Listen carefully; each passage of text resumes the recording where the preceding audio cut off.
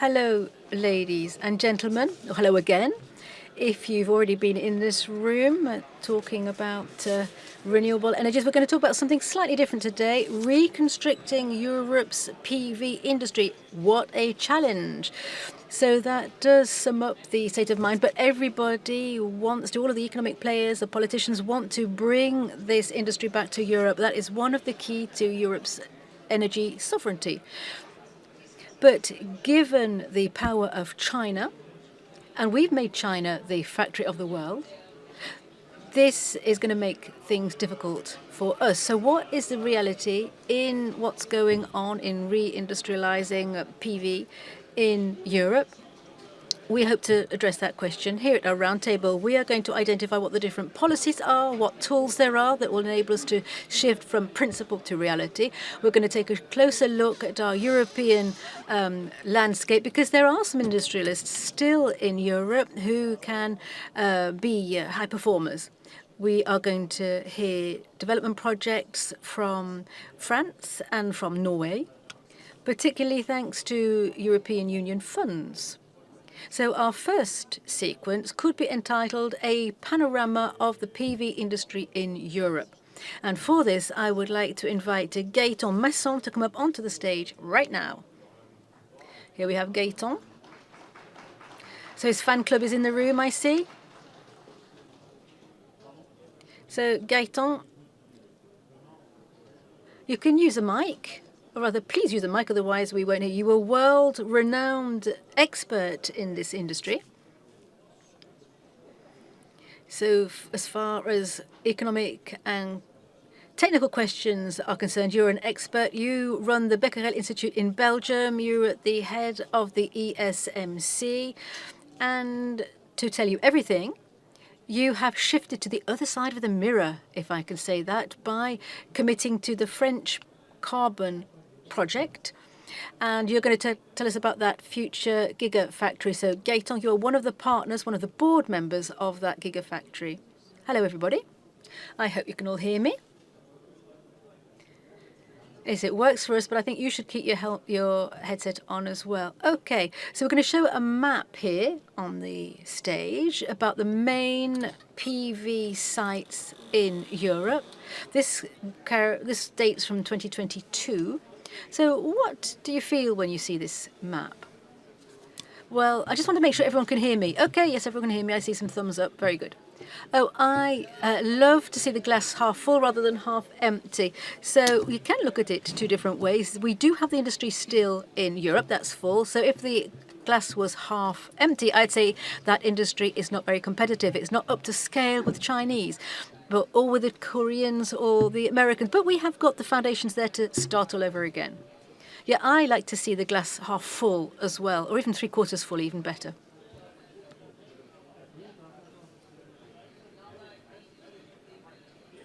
So perhaps you'd like to tell us whether or not we do have a European policy. Sometimes we hear stuff, but it does not get translated into fact and action.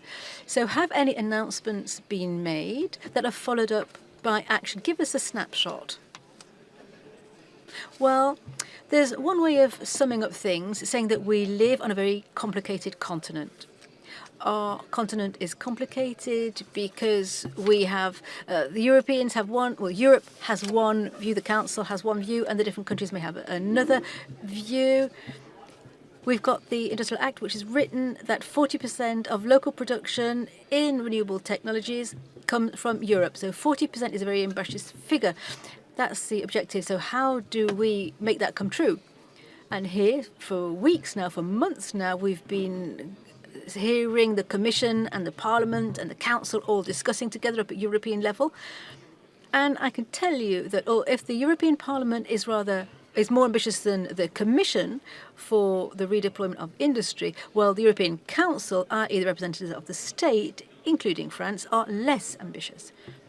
So we're going to reach a time where we'll find a compromise, which is slightly worrying because they're going to have this compromise which will be coming along late in the day. Our competitors are already there, the Americans, the Indians, the Turkish, the Chinese, and the others, and they're all moving forward very quickly. And so we're going to have to address the question of the speed with which decisions are taken in Europe. We really love to do Europe bashing, even here in France, but the institutions are very slow to move. So, okay, there are some laws which have been approved already for our targets, and there are laws about industrial side of things. So what does that mean for PV? Well, including things in national law, well, we're not there yet. The European Commission has already made it possible to have state aid. That's quite revolutionary for a limited amount of time, 3 years. But state aid is now authorized up to a certain ceiling. Germany yesterday decided that it had 100 billion euro too much in its budget, and so we are seeing a difference between what the European Commission wants to do and what is feasible, nationally speaking. But with this new version of the Net Zero Industry Act, well, that will mean that we can have calls for tenders with local content. If that is accepted, that will open an amazing door for industry. However, at a national level, that has to translate concretely into real calls for tenders with local content. So for the time being, the European Commission is setting down the general context, and then the countries have to implement it. In France, for example, we've got an energy authority which has to place the cursor slightly higher in terms of carbon content than price. Well, I'm not sure about carbon content. Let's consider that from an environmental point of view, the Chinese are at the same level as we are. So I think we ought to be upfront with it and say, if we're talking about local European content, then we can have an extra bonus, and then we can make that difference in cost of production between China and Europe absolutely acceptable, thanks to local content criteria. I wouldn't concentrate too much on the environment. I think we're underestimating the Chinese in their ability to, at the end of the day, have the same environmental content as that we will be recommending in Europe. And so, apart from local content, what about enforced labor content? Because most materials come from China, most materials in panels. There was an article in the Le Monde newspaper a few days ago saying quite clearly that it's the fourth product with most components made by forced labor in Shenzhen in China with the Uyghur population, but that's been now spread all around the Chinese country, and so we don't know how different companies are going to have any traceability there. It's all going to be very complicated. Is that a possible avenue to be explored? Well, I don't like to use that kind of argument to foster the rebirth of industry in Europe. However, it has to be admitted that there is a real problem in China today. And those who are saying that Chinese companies can self-regulate, well, they're wrong. I am in favor of regulation against enforced labor. Let's not have any doubt about that. But will that regulation be approved? I don't know. There's strong pressure from quite a few developers here in Europe, and they aren't happy with that. Why not? Well, there's always the same problem. If you say to someone they can buy a module at 15 centimes or at 25 centimes, they're all going to buy them at 15 centimes. I would be extremely surprised to see that our solar power friends in Europe, who we are starting to receive criticism in the Le Monde newspaper, there is lobbying to make sure that the legislation will not be approved. So let's take a hard look at ourselves. We know that there is enforced labor, not only in China. One can desire to have greater constraints in terms of the environment, for example.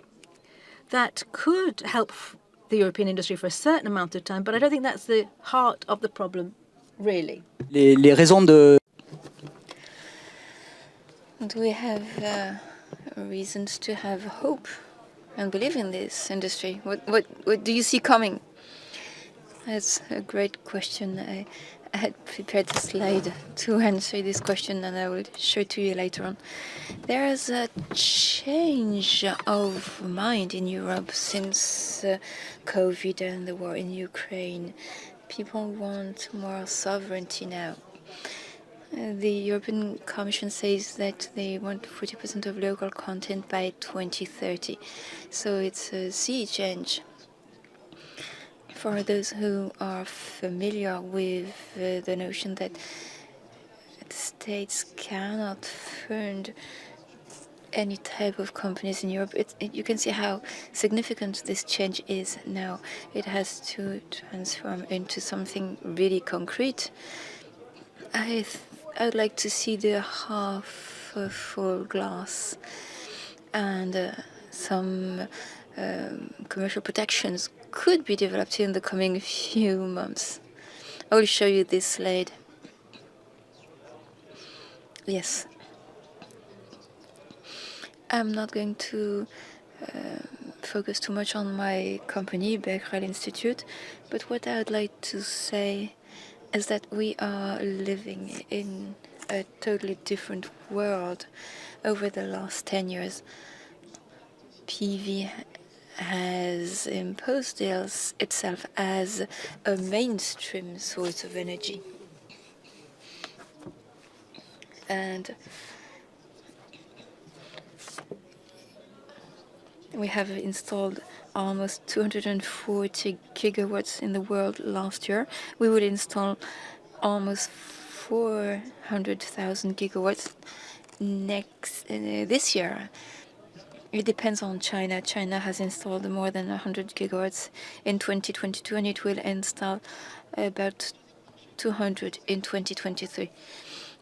The second player is the EU. We are, in Europe, the second market worldwide for PV, undoubtedly. So it's a market with 27 specific legislations. What's going on in PV? We have a state, China, which has seriously contributed to developing PV worldwide. Let's not forget that we are where we are today thanks to China. When we are here before China is a country which is totally differently organized in economic terms, and very often there is a great difference between market incentives in China and market incentives elsewhere in the world. Over the last few years, China has developed PV capacity, which has reached, based on official announcements made by China. These figures are significantly higher than the market size. The market size should be around 400 gigawatts in 2023, but if you add what I have here, you reach more than 1 terawatt. So if production is highly superior to consumption, what happens? Prices go down. So you can see now there are developers in this room. You all know that you can buy PV modules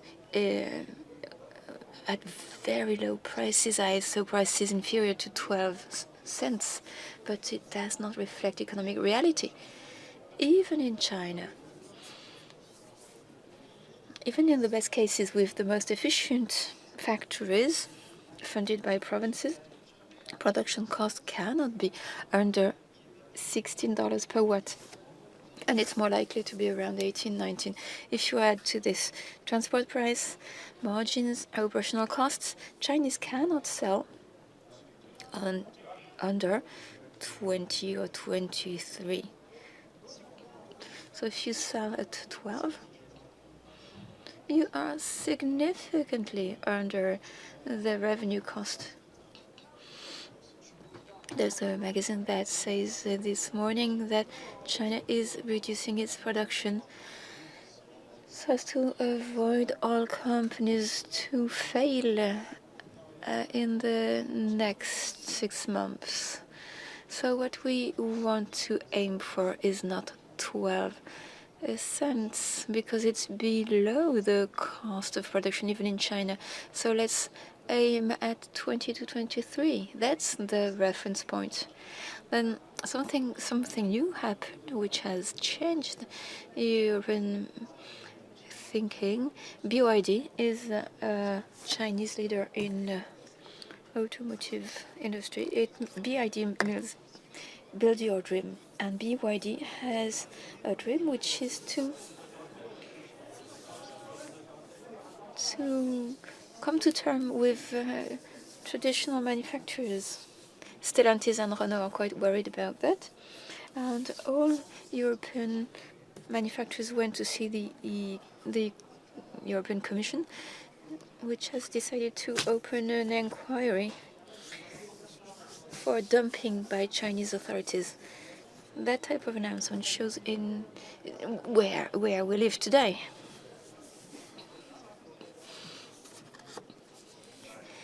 There is a strong will in Europe to relaunch the industry in all European countries, Italy, Poland, Croatia, France, Germany. All of these projects could help us reaching 40% by 2030. So we have a progression margin. Not all these projects will come to life. Here's a nice picture.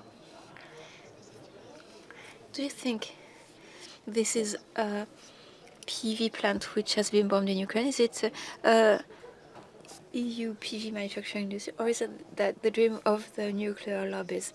You don't have to vote. You know that the answer is the third one. This is how it goes. I'm not going to come back to what I said previously, but there are two trends now in the European political scenes. First trend, only incentive measures. The German Constitutional Court has killed extra funding, so there will not be further funding in Germany. And here we are all trying to offer a mix of incentives as well as restrictive measures. I'm not going to dwell on this, but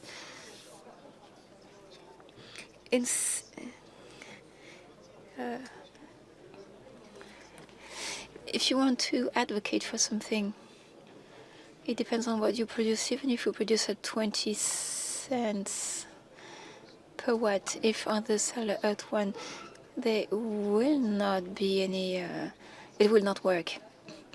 It's always my pleasure to quote Jürgen Grossmann. He was CEO of RWE. I was attending a conference in Brussels a long time ago, during which he said, with his German accent, producing electricity in Germany is like growing apples in Alaska. Pineapples. But in fact, Americans produce pineapples in Alaska, but it's not competitive. That's what he meant. But he was wrong. It is competitive, so he got fired. Some German companies wrote the German government, including RWE, to ask for public support for solar energy in Germany. Having 40% of local content doesn't mean 100%.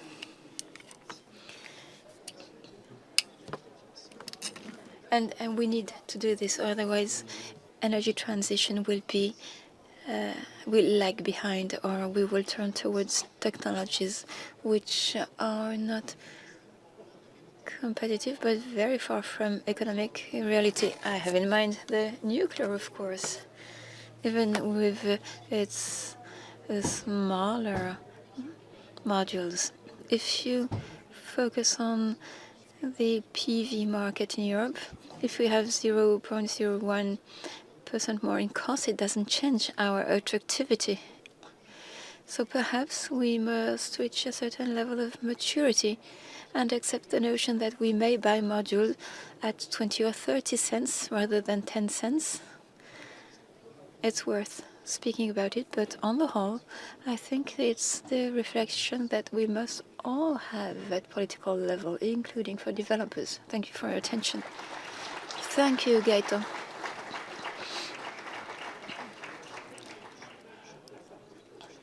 I suggest we move on to the next item, and we will hear the questions after that, so you can mature your questions after hearing Gaëtan.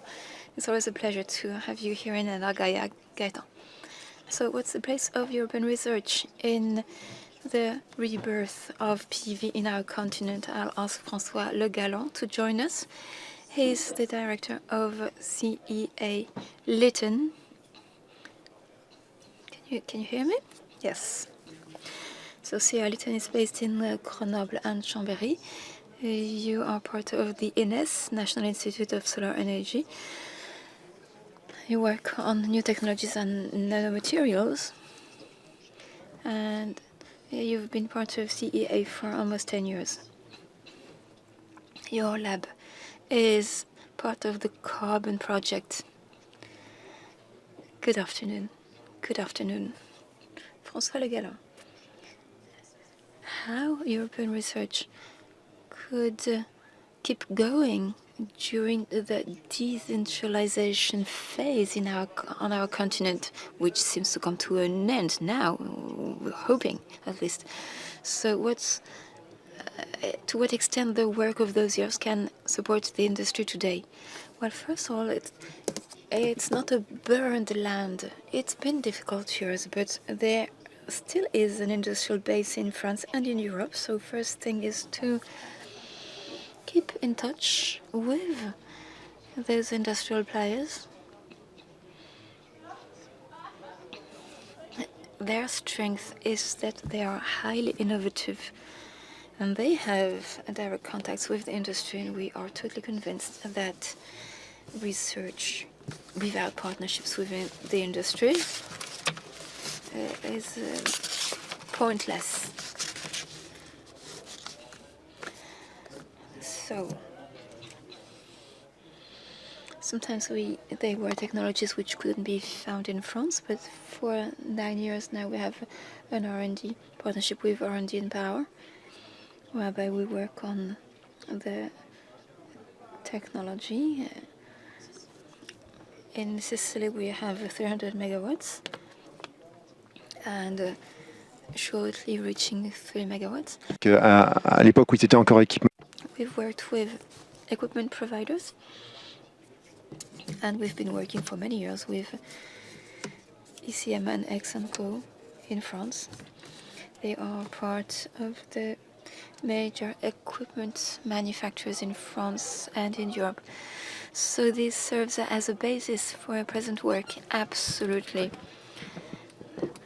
We have kept a good level of competitivity because we've had those ties with manufacturers with a real focus on core technologies, silicium technologies, heterojunction and TOPCon.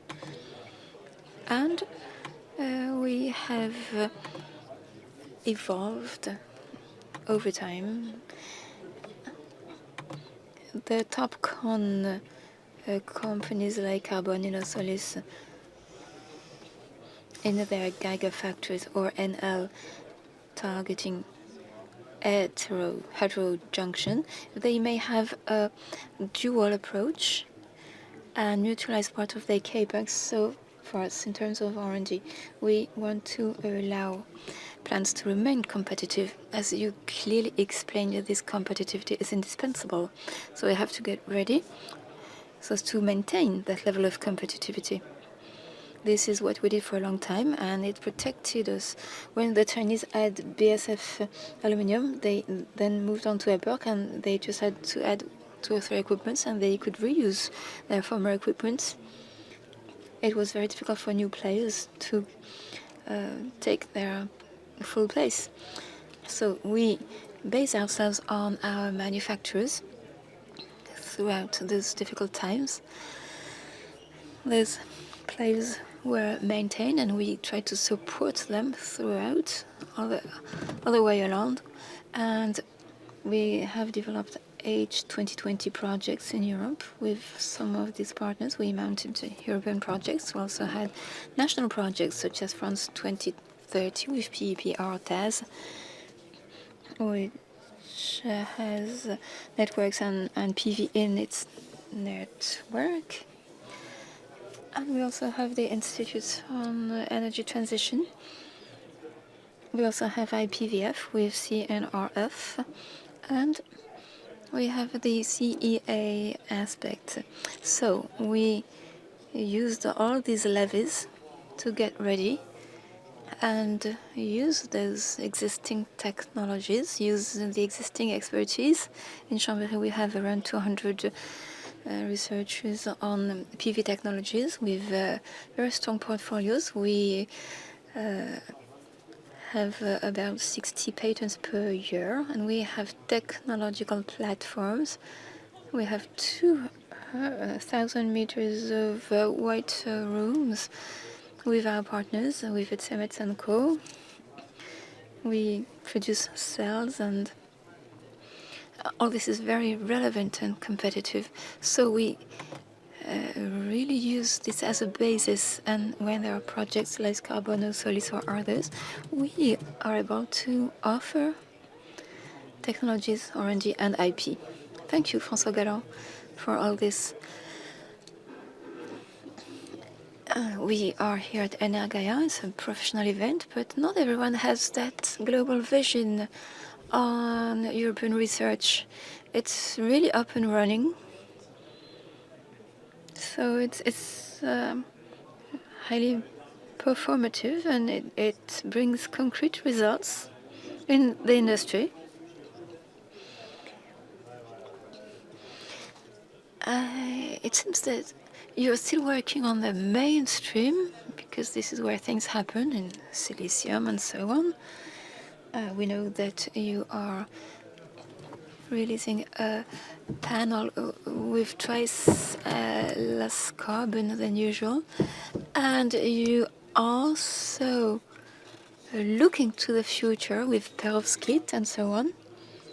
But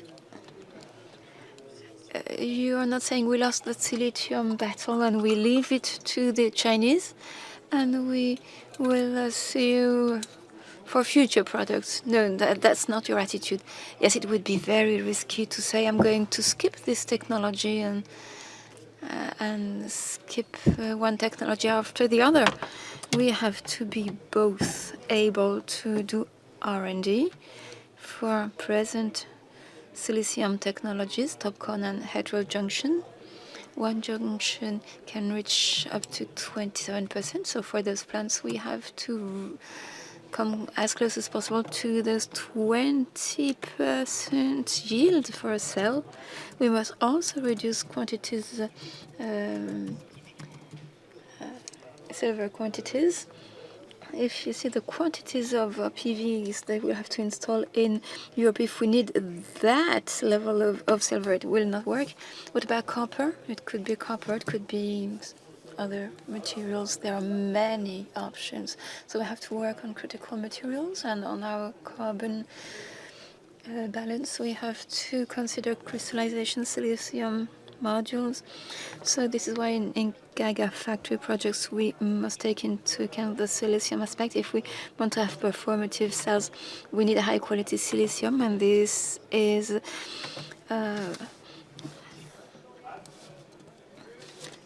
we have to master silicium in cells and in modules.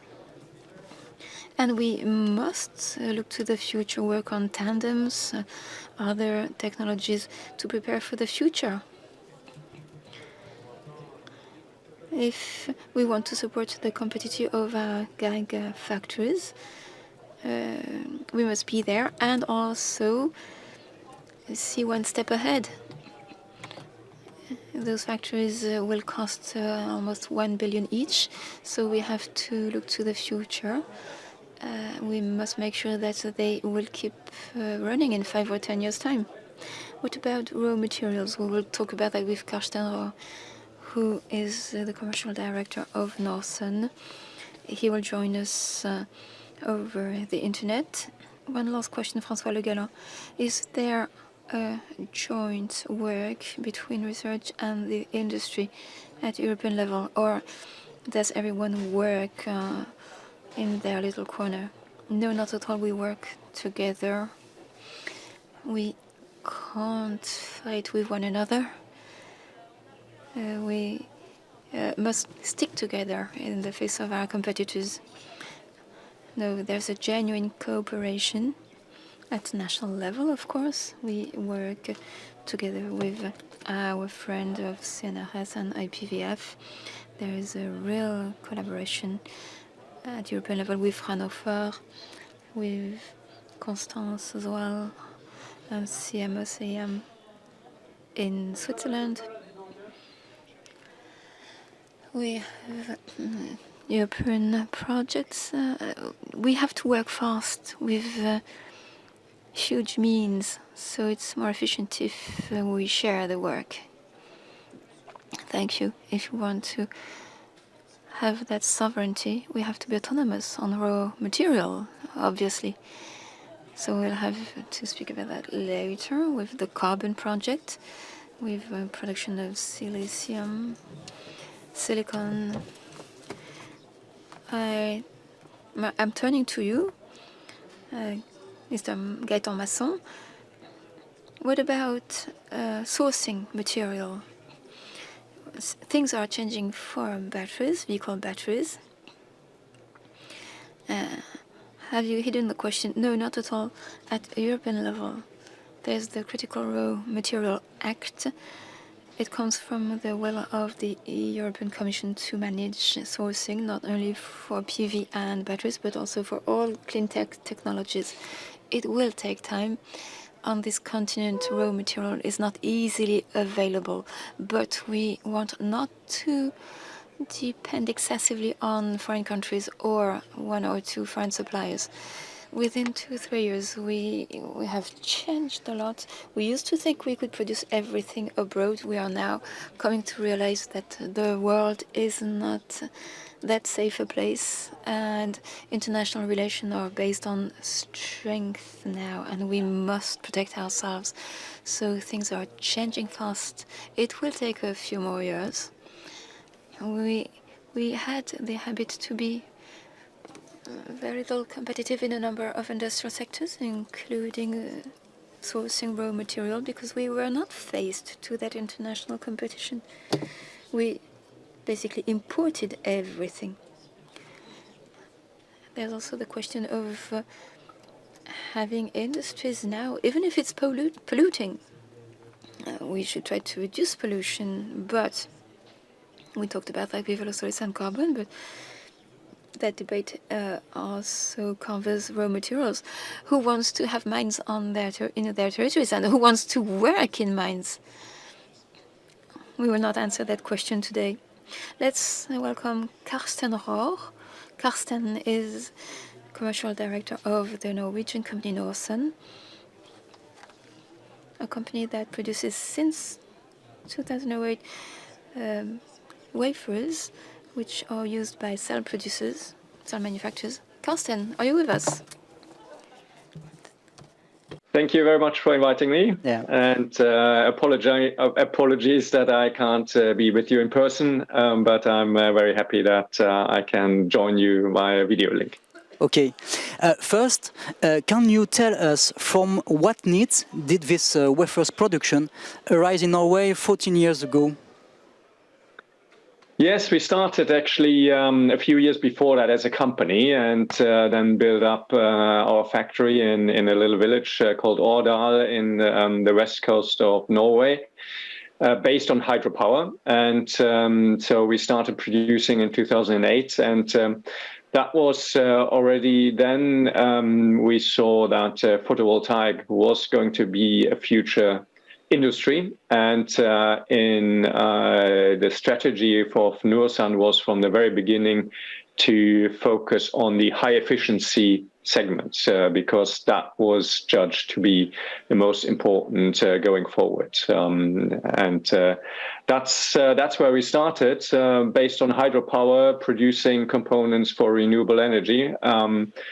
and focusing on the high efficiency segment. So that's the basis of our part, producing ingots and wafers, the important components of photovoltaic modules in Norway.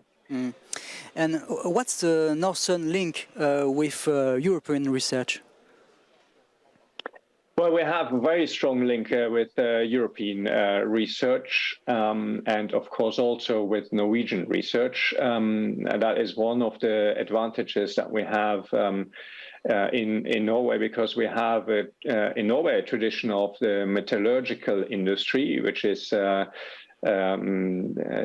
basis for growing crystals, silicon crystals. And also the R&D in solar. And of course, that's very much, as was just mentioned, very much a focus and still a strong competence in Europe. And we are very much involved in that. We are involved in at least 5 or 6 big European projects or R&D projects. So that's certainly a strength that we have in Europe. Mm. And who are Norsun's customers today and tomorrow? Tell us. Well, as I mentioned, we have started with on the high efficiency end. So we have, from the very beginning of our operations, had, for example, SunPower and Sanyo, now MASSON, and Sanyo turned into Panasonic. They're not producing any longer, but that's those are traditional important part of our customer portfolio. And but over the years, based on the hydropower production that we have extremely low carbon footprint, and that was, of course, the basis also for having competitive advantage, and especially in France, of course, with the tender system valuing low carbon footprint. That's been a very important market segment. So French customers have been part of our customer portfolio, and customers delivering into the French market. And in recent years, the third element that's important in our customer portfolio is the European or Western value chain element. So people have become in recent years more and more aware of the dependence, of course, as Gaëtan explained quite well, of China, to get away from that. And so that's been a value that we bring as a non-Chinese producer, and now almost the only non-Asian producer of ingot and wafer. So so today a lot of our customers are European customers. And that means also that we have a central role to play in building up the value chain in the Western world, both in Europe and the US. Yes, US, you tell that, of course, because there is policies in these states. There is you have 2 great projects in Europe, in Norwegian, in your state, multiplied by 3 the production in Norwegian site, and 5 gigawatt plant create in the United States. Excuse me. Why? That's right. And we have, as you rightly say, the 2 plants there, with the expanding our existing facility in Norway by 3 gigawatts, and we have received allocation by the EU Innovation Fund, 54 million euros to contribute to that expansion. And I can explain a bit more about that. At the same time, we see the market conditions in the US, of course, with the Inflation Reduction Act being very favorable, both in terms of the support schemes, both the capex, but also very importantly the opex support through the IRA. And at the same time, market protection measures, and those are definitely not in place in Europe today. So that is a great advantage for the US market, both in terms of tariffs as well as as you know, the forced labor import restrictions, which are very strict and protecting the market. That is the foundation for building up the industry there. And so we have a project to build a 5 gigawatt capacity in the US and making progress along those lines. But you don't stop in Europe, and you continue. That is the plan, that we at the same time build also the capacity in Europe, both in our existing plant. That's the 3 gigawatt expansion that I mentioned. The EU Innovation Fund support is important, but not sufficient. So in order to be able to expand and build capacity in Europe to rebuild the industry, we do need more support. And that is clear, especially if you then compare it to the situation in the US. So we are, of course, very much involved in lobby work to get that support. And Gaëtan has explained some of the things that are happening there. That's why we created, we're a founding member of the European Solar Manufacturing Council, and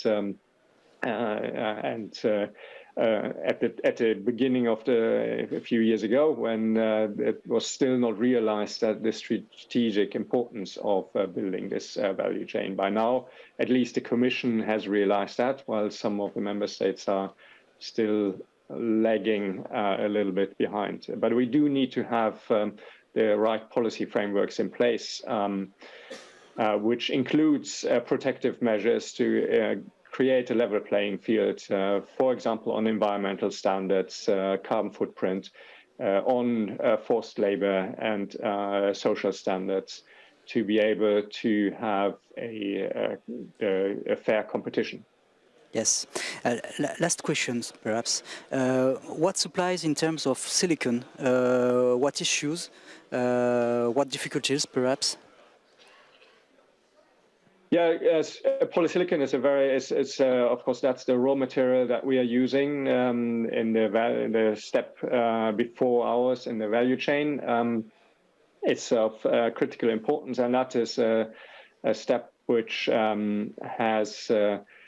is very much split between Chinese and non-Chinese. In just within a year, the prices of polysilicon have collapsed from record high to record low, and that's because the Chinese have expanded their production enormously, and there's a huge overproduction now on that, as well as in other parts of the value chain.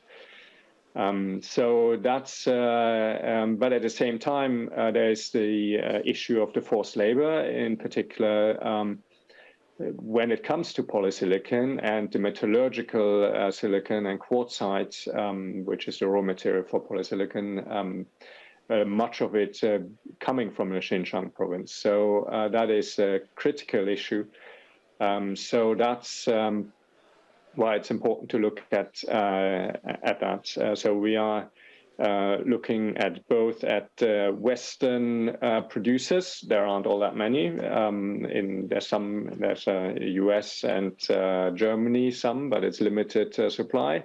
So we need more supply in the West, and need to make sure that whatever comes from China is free of forced labor.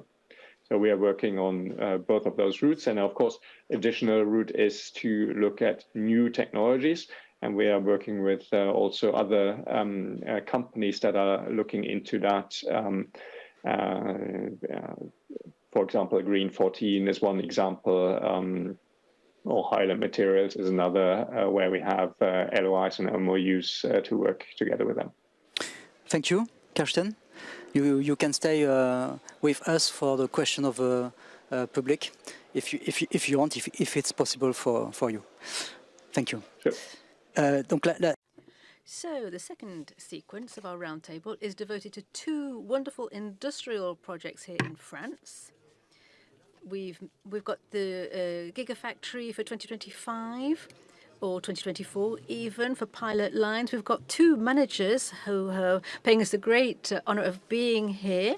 So I would like them to come and join us. We've got Jan Jacob BOOM-WICHERS for the company HoloSolis. They've got a site in the Moselle, and we've got Pierre-Emmanuel Martin from Carbon, which is nearby in Marseille, or Fos-sur-mer to be precise. Welcome, gentlemen, to the stage. So nice to hear that round of applause for you. Let's start with you, Pierre-Emmanuel Martin. I'm just going to hotch forward a little bit. Hello. You are the president of the company called Carbon, and your CV, which we can see on the screen there, is rather impressive. You've got many hats to wear, and you've got many responsibilities, and they describe the interactions between upstream and downstream in your industry. You are going to describe this vertically integrated gigafactory project. You've got lingots, you've got wafers and all kinds of other things, and you're going to tell us why you have chosen integration. And I've got a bit of a question for you. Given your CV and your professional experience, what drove you, personally speaking, to embark on this adventure to produce for industrial production? Hello, everybody. Yes, that's a great question. And I often ask myself that very same question. Well, in fact, it's quite easy. I come from the French solar and PV industry, or the renewable industry, before there were any laws to help us back in the 1990s. And in that particular world, where electricity production was the responsibility of state monopolies, and it was all very centralized, renewable energies and PV solar were in niches, and that was off-grid, and in that niche, France was the leader. And so we had an ecosystem which was really strong. We had one industrialist, we had one integrator, we had some installers, some engineers, and we had some other players as well. We had distance, we had territories overseas, we had all kinds of things, which meant that France could be very proud of its engineers, world-class engineers, and we could be very proud of being leaders in PV solar technologies, because BECQUEREL also played a role. In our company, we're ecumenical, of course, because we work with the CEA as well. And we're not necessarily fond of nuclear energy, but we do work with the Nuclear Energy Agency. So the world of engineers is quite small. BECQUEREL is a big family, and the grandfather, as Gaëtan will tell you, the grandfather had a son who invented or discovered radioactivity, and whose son found radioactivity.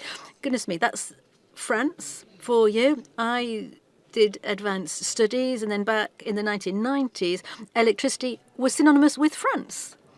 And I come from Grenoble. Well, we've got a lot of experience. We grew up with that, Aristide Bergès, and all of the Alp valleys, etc. And then there was EDF.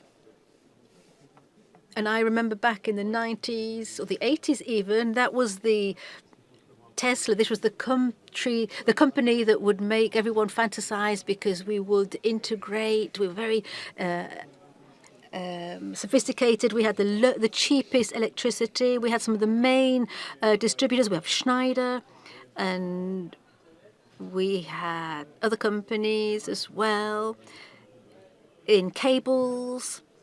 So we had an entire ecosystem, and PV was part and parcel of that. It was just a tiny element, but it was a very strong element. 20 years later, here I am, busy here, and I love renewable energies.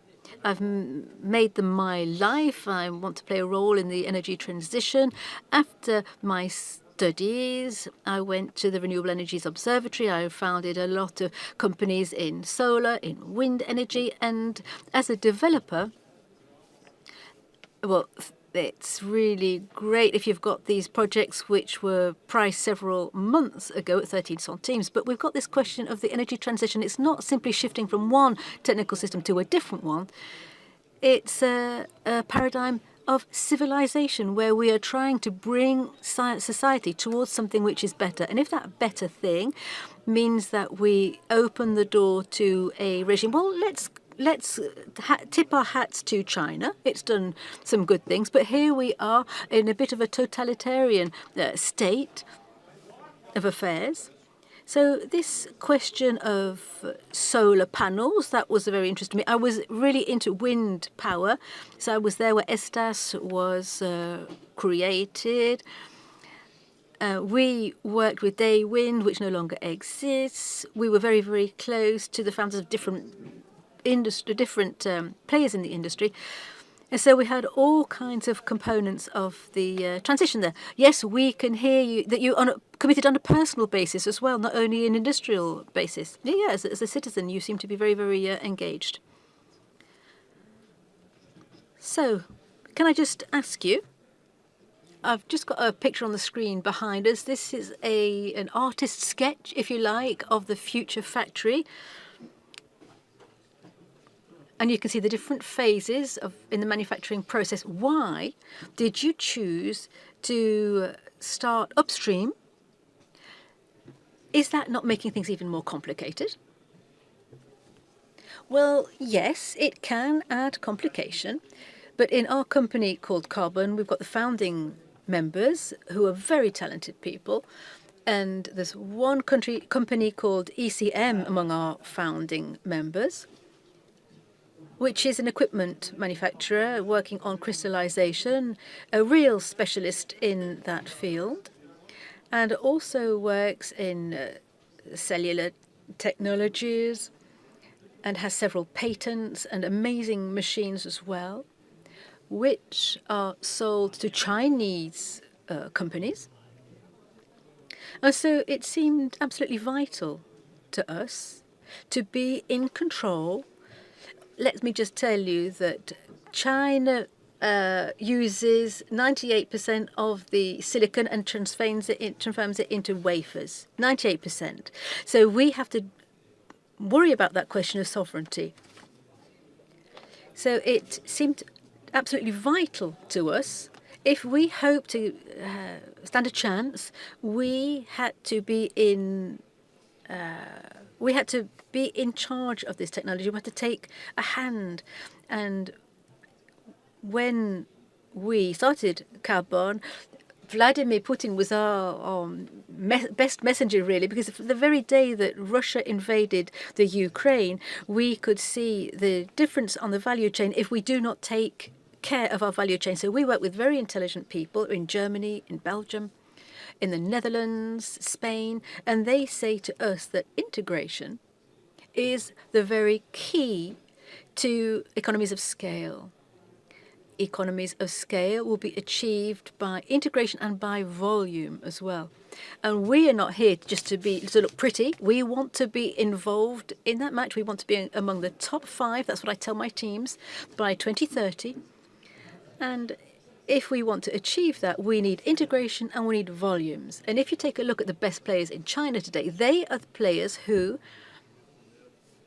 started with their wafers and their crystallization and have integrated the whole thing. You really have to manage that. And so that does add complexity, but complexity equals jobs. And we like working. We simply need to organize ourselves so that we can work in the best possible manner. Okay, so we can see a picture of your site. Well, let's talk about reindustrialization. As a French person, perhaps, what's your view of seeing an industry which might be polluting the environment? So how do you tackle that subject on your site? Well, do we pollute? Do we not pollute? It's important to note that this site is a very big site. We have a lot of volumes, and so in the French regulation, we correspond to one of these high-level sites, and we have to request authorization to carry out our different activities because of the scale of things and the volumes of products that we're handling. Some of you might know the site in Fos, where we are out on the seawall there. There's Arsico Metal.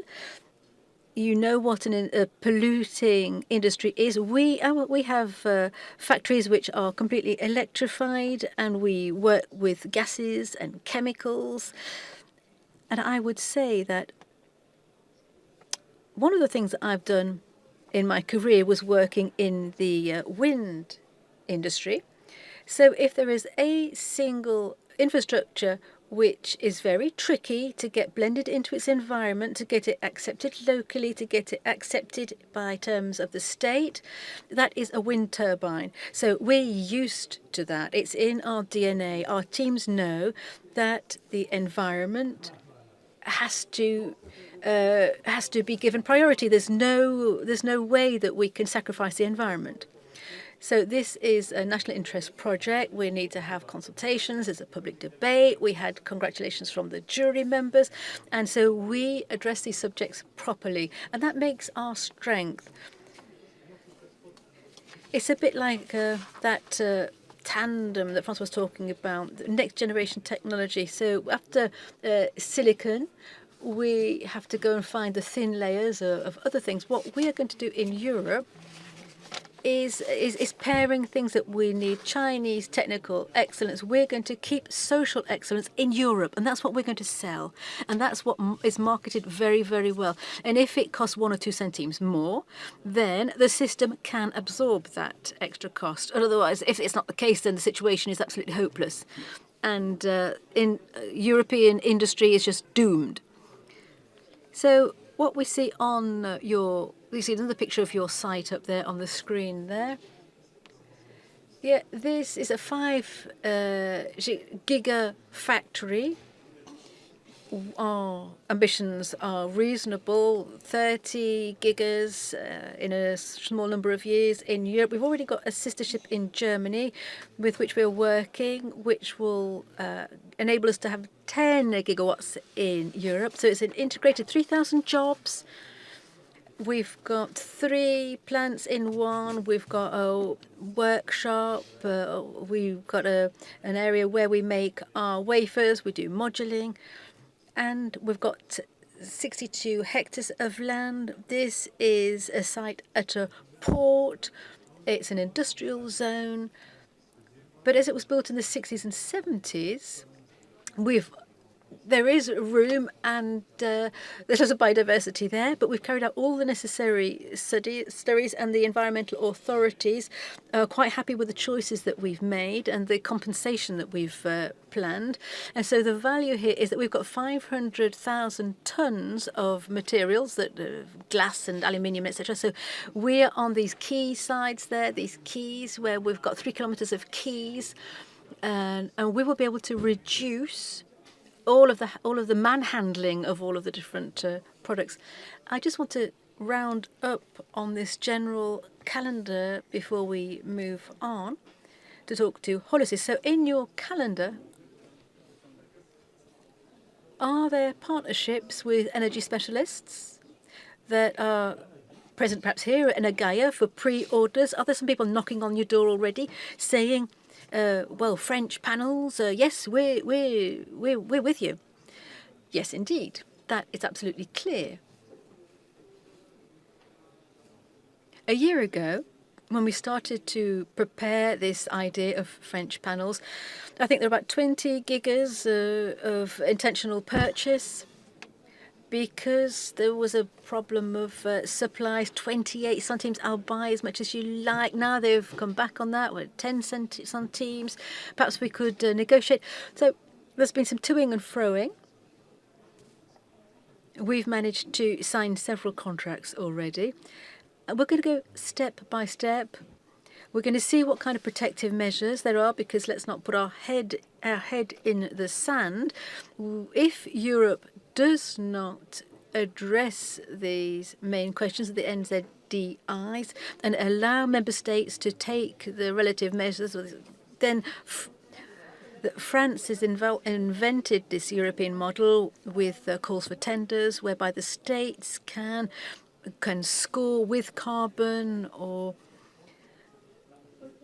we have a bonus for participative funding. I've used that a lot, many, many times. We'll push it even further this time, but it does work well. I think those who are not going to buy French in the future will have difficulty developing their projects in France in the future, and the same applies to Germany. Well, thank you very much. We'll keep you for questions later on. I'm now going to turn to Jan Jacob BOOM-WICHERS, who is the president of HoloSolis. Hello, thank you for being with us here today to talk about the other major French project, which is for 2025. It's currently in its production phase, and you'll tell us whether or not it's reached the industrial phase. We'll check the calendar there. So let's have a look at your background and the link that you have. You've got experience in PVs. You were general manager of REC Solar France, and then in the United States. And you were with Carsten. I don't know if Carsten's still with us. You worked at this site where there was a REC Solar site which was redirected to the States. I'm going to sum this up. Tell me if I'm wrong, but America had more subsidies rather, to offer. But you, and Trina Solar as well, up until December 2022, you were the commercial manager for Europe for the manufacturer. And in 2022, similarly, there was another adventure which started for you. You started to carry this HoloSolis project. It was a young company, European consortium with a very French accent. And there's a real estate company, IDEC, which could be very useful for using buildings, and there's TSC Energy Specialist, which is really committed to agrivoltaicism. So Jan Jacob BOOM-WICHERS, you've got 5 gigas in Moselle, in the Moselle region. Let's see a picture of your site. Let us perhaps you can tell us how far ahead you are. So what was your choice in matters of technologies? When you take a look at the competitors, what was your choice? Well, let me take a little look back in time. Pierre-Emmanuel talked about his background, very French background in the PV industry. Where I differ is, as you said, I did work for RC Solar, and I used the French Benelux UK activity, and I know the French market as well. And as a Dutch person, I married a French woman, so I have French culture. And then I saw how the British market was evolving, the Benelux market was evolving also, and they developed at their own pace with their own rules. And I went to the United States to be general manager of a company there, and I saw a country with 50 different states, and each state has its own rules. So the different rules were evolving differently. And so I'm very familiar with that. And what Gaëtan said earlier on, this protectionism which exists in the States, because they're very, very efficient at that. The PV industry in the States is the only one to earn any money. And there the modules are at 40, 50 gigawatt. So we often use that word protectionism and we all throw up our hands in despair, but it helps the market and the market can function. So in its local environment, and it can also guarantee energy and economic sovereignty. And that's what Gaëtan mentioned earlier on, and I share his point of view. So why am I with HoloSolis? Well, afterwards, I went to become the sales manager for Trina Solar, and then in 2022, we sold 10 gigas in Europe for a large sum of money. And then Russia invaded Ukraine, and then there was COVID, and I thought, goodness me, the world's upside down. We didn't have any drugs, we didn't have any masks. We realized how we depended on China. And I really love working with my Chinese colleagues. I lived in China before I came into the solar industry. It's a country I know very, very well. It's a wonderful, a very complex country. Its political system is totally different to our own. But Pierre, Emmanuel, and I have asked the local population about setting up. We ask about setting up a factory, but if we were to do that in China, then it's not possible to do that. If the people were to say no, we don't want it, they'd disappear overnight. So here in Europe, we have the good fortune, and Carsten mentioned this. We've got this social footprint. We've got the right to travel, to move around. We've got the right to say things against the government. Yes. What about the public at large? The public at large tends to forget all this. The public at large is asleep, and they think that it's a right and it's free for them, but it's not. It's an externality of which we have to take into account. So I showed up with this HoloSolis project. I was contacted because of my industrial background, and naturally I embraced the project immediately with my teams. We looked at 6 different countries, and we decided to focus on Sagamine, the plant which you can see on the screen behind me. Sagamine is 10 kilometers from the German border. It's in the Moselle region of France. There are no mines in Sagamine, although people do think it because it's got the word mine or mine in its name. There are no mines there. Oh, Gaëtan has to leave us. I think he's got a train to catch. Yes, he's got a train to catch. So enjoy your journey home. So this is a turnkey site, 50 hectares of land, and we already got water, gas, electricity on that site, and we can make concrete there. We are getting our permits right now, getting the building permits sorted out and getting all the environmental checks carried out. And we have a really great team.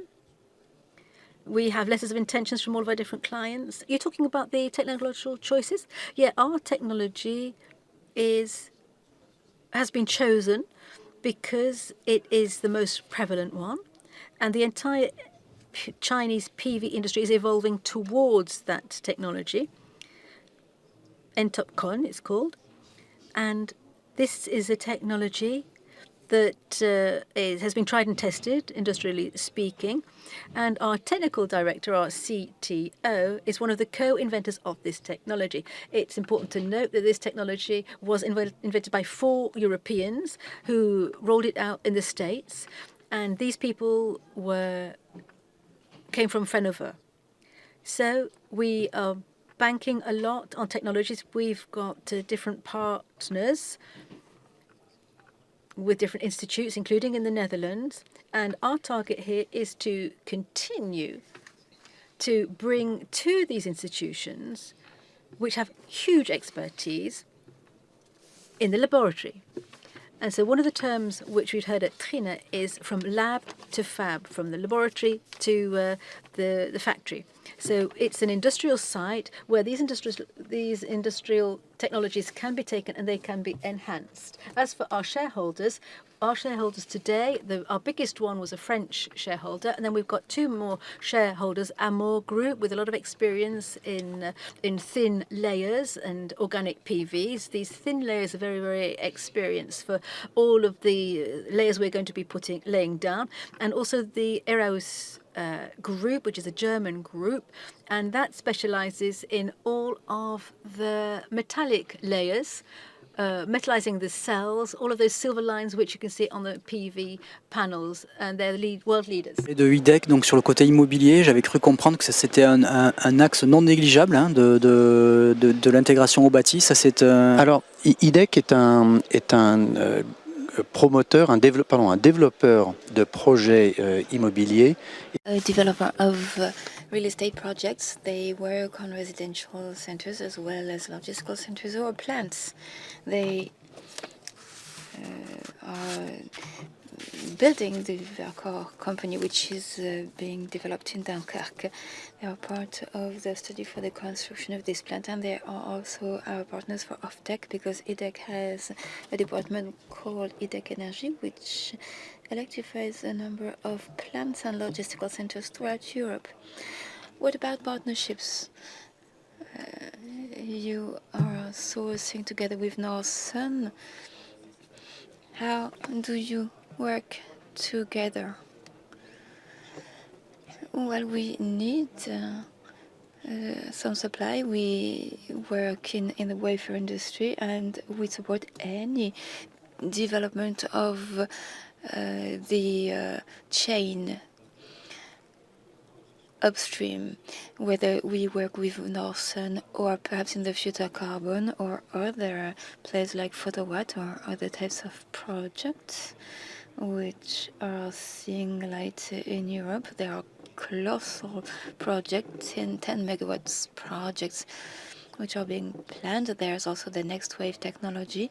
They are skipping a few steps and remove a silent vapor to jump directly to the wafer step, avoiding the crystallization phase, which needs a lot of energy. So there are so many opportunities around, which we are following closely. That component of the industry is important. And what about downstream? You have met many energy suppliers represented here in Nagoya. Is there any type of support or interest? Yes, it's more than an interest. It's a genuine support. I have many partners, whether it be suppliers for the residential market, whether it be in France or in Europe, whether it be in the CNI segment or utilities segment. There's a clear demand. In France, the market is changing, as we can see, and as Pierre-Emmanuel said, there will be calls for tender for the NZEA, but also at the French level. So some segments of the market will be determined and reserved for low-carbon actors with European resilience, so on the basis of French and European panels. So this is clearly being developed. What about the planning for HoloSolis? We went through a very significant first step, the CNDP. We worked with the East region. For us, it's a key region because it's well positioned at the very heart of Europe. We have a huge fleet of 85 trucks. We went beyond the CNDP step, and the region wants to have our plant installed there. We will have the building permit very soon, and we will start building the site at the end of 2024, and the first few modules will be produced in 2025. Yes, production, we don't start with any pilot unit because the technology is well known. And as Jean-Jacob said, there's much remains to be done. So I guess this raises a number of questions for Pierre-Emmanuel Martin, Jean BOOM-WICHERS, François Le Gallon, and for Carsten Rohr, who's still with us from Norway. So are there questions in the room? And don't let yourself be impressed. They are only future leaders of the major companies in France in the future. Good afternoon. I must say I lived in China for 15 years, and I was on the suppliers' side for upstream. The perception of the ecosystem is such in China that, well, if I were you, I would be scared, to be honest. Isn't it relevant to be more aggressive on R&D, especially on thin layers or other technologies which would be more advanced, so as to guarantee the success of European industry? Do you have this feeling that perhaps it would be better to skip to the next step? Well, as François said, it's a trend. In France, we see that trend to wait for the next step. But let's not do like Beckett and wait for Goddard. Let's get at it. We must build a competence chain using existing competence and developing ourselves. It's easy, it's nice and well to construct a budget, but try to multiply your turnover fivefold and you'll see what you get. If we have in mind the French Research Institute and including the Fraunhofer, as you heard yesterday, the German government decided not to support the solar, so they will need to go for contracts, and at one point you'll get your contracts from wherever, whoever can pay, and China is a big payer. So having industrial manufacturers who can do their own R&D, that's one big thing. Then it would be a harsh battle. You're right. China has carefully thought and planned its market domination. Solar is strategic, and in Europe we want 40% of the market to be reserved for European players.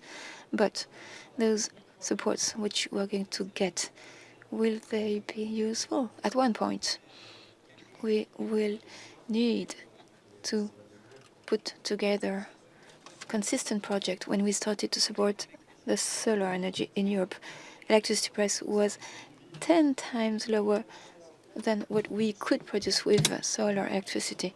At the time, many people said it's not worth it. And I was part of those saying this. I was working in Africa with engineers.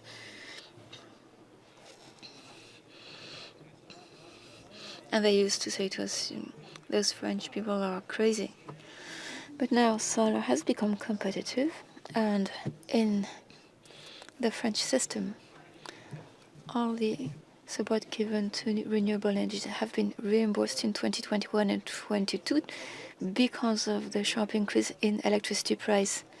So in 10 or 15 years' time, we want to have an Airbus. When Airbus started 57 years ago or so, we were lagging far behind Boeing, but we made it. So what is our perspective? What will be our cooperation? The Franco-German cooperation is a very solid basis. In Constance, we have the best research institute in Europe. So we are ready to put something together, HoloSolis, Norsun, Ellen. With all those, we are going to create a project which will be just as competitive. As you know, football is played by 11 players, but in the end, Germany always wins. But after that, we had 96, 2006, and 28, and 2022. We've been world champions too.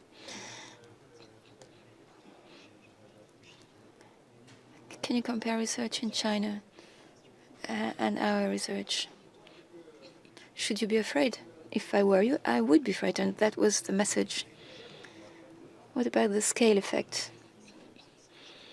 With the 5 gigawatts announced, will that be enough or not? With 5 giga, you are competitive. You can have small scale economies. In China, they have a great capacity, but we have non-G and Trina. They have a higher capacity. But you've got to get started somewhere.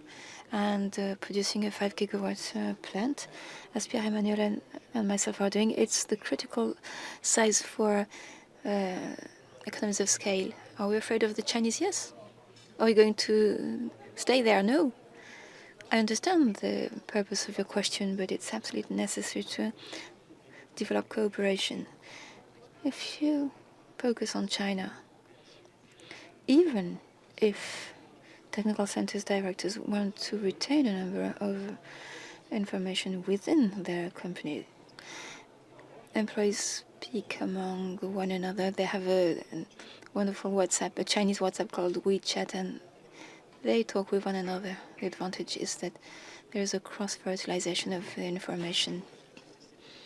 People work on perovskite, they talk about it with their colleagues. The bosses don't want them to speak, but they do actually, because they speak together. In China, we had employees working on GT or on TopCon or on IPC, and people had no problem. In fact, they made the best decision possible for the company. They followed the decisions of the TopCon, but if people decided it was not the appropriate decision at a given time, they did the good thing for the company. And the work will be used for something else in the future anyway. So there is a cooperation practically, whether bosses want it or not. There is a permeability of the information. And each Chinese province is the equivalent of a European country. Each of them have a research institute. They have 300 or 600 persons in one research institute. It's the equivalent of a European country. So there is cooperation between the various institutes. And I'm sure my neighbor will talk more about it, but I really encourage that. Should we fear Chinese research? We are moving slowly ahead.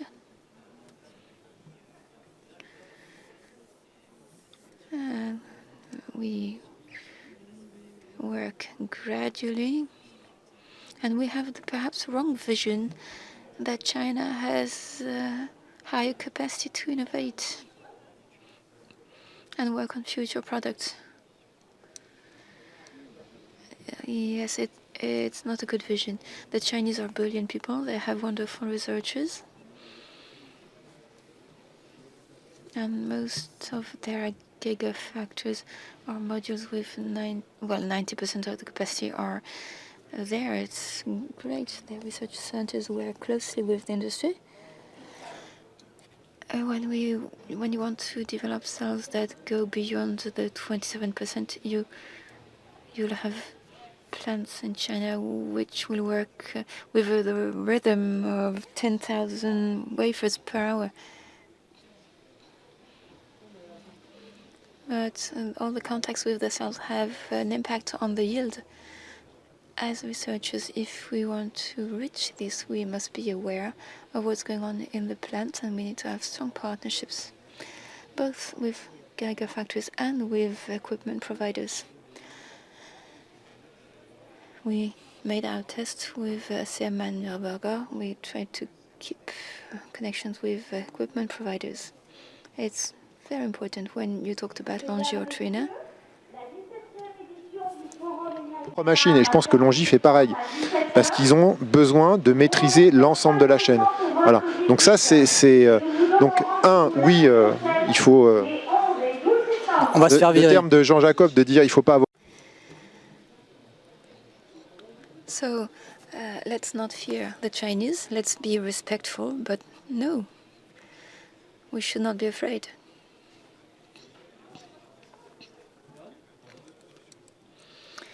There's a consensus among all of us. We cannot just stay there and wait. The longer we wait, the harder it will be to get back on track. It's not the appropriate strategy. There's an analogy with the nuclear industry. We built plants in the 70s, and now all these people who built the companies, the plants went on retirement, and we have not replaced them. Let's not do the same mistake. Let's use the know-how that we have and work on that basis very actively. One last question. Yes, I can see a question at the end of the room. Can we have a microphone? Yes, it's a question for Norsun and for you as well, for the two project carriers. What about European subsidies? Did you get hundreds of millions of euros? I heard the figure of 54 million euro for 3 gig projects. Carsten, can you answer that question if you're still with us? What about the European subsidies? For you, or not? Carsten, did you understand the question, or you want me to translate what was said? Yeah, for the contribution by the EU Innovation Fund, 54 million, that's definitely not enough. So that's a small portion of what would be required. This is clearly to be competitive with other countries and with other places. We need more supports, both financially in terms of CapEx and or OpEx. OpEx is also very important. Even if you get a factory for free, you still need to be competitive on OpEx in terms of production costs. Otherwise, it won't work. So, and you need to have the market conditions in place, as I mentioned earlier. Thank you, Carsten. Une réponse de votre côté? Thank you, Carsten. Yes, there are two types of support. Support for investment, that's one thing. It's quite slow in Europe. It's been very strictly controlled, and it's difficult to raise them. We have 3 layers in Europe: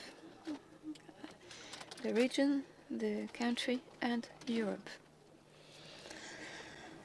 What's important is that even if our plant is fully subsidized, you still have to operate it. So you need OpEx, and if your market price is 10 cents and your OpEx is 15, even though you are fully subsidized, it's not working. So it's both a mix that reflects involvement of institutions and entities, but in the long run, and that's what matters most. This is what matters for investors as well. What are the supports in terms of OpEx that reduces fluctuation effects or dumping effects that could last 2, 3, or 4 years? You may sometime decide to sell at 5 cents. I totally agree with Pierre-Emmanuel. There are subsidies at regional, national, and European level regarding OpEx. In China, they have subsidies at all levels. It takes a year and a half for us to get the appropriate authorizations, but in China, it takes 3 months for the province to give me all the construction authorizations. And it's very likely that the region is going to pay for my company. I will only need to reimburse in 5 years' time, and they will take only 1/3 of my offtake. Secondly, they will give me electricity at half the cost. So here it would 2.5 cents, and all raw material, steel, glass, even silver paste, and the silver that we use on panels is a raw material that is traded on the London Stock Exchange, but in China it is less expensive because it's subsidized by the government. So here in the fossil world, OPEC is trying to have a monopoly on oil and gas, and on the other hand, China is trying to become the OPEC equivalent for the solar energy. So for this third industrial revolution, will we want to be able to produce our own energy, or will we be dependent once again, dependent to China? It really is a question of sovereignty. So I hope our European governments and national governments will have a long-term vision. We have it in France. We are very lucky with Emmanuel Macron and Bruno Le Maire and Roland Lescure, because they want to reindustrialize France and give it its sovereignty. One last example, Emmanuel Macron was in Toulouse last Monday. There was an Airbus behind him, and he said, that's the future, this Airbus, which is French. It was a startup 50 years ago. Now it's the leader worldwide. This plane will fly with hydrogen produced by French electrolyzers with French PVs, and the e-fuel that will be on board will have been produced in France. It will not be sourced from elsewhere. Thank you. Thanks. It's a great conclusion. I think there's nothing left to say.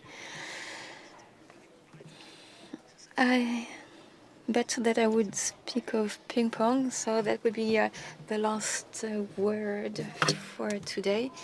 I want to convey the notion that everything is possible. You know, ping pong is a sport in which the Chinese players are excellent. They're on top of the podiums. Now we are in Montpellier, and there are the Lebrun brothers. They are young French brothers who are very surprising. They will be present at the Olympic Games, and we have high expectations for them. But, well, perhaps here we will create a surprise as well. Thank you all for attending.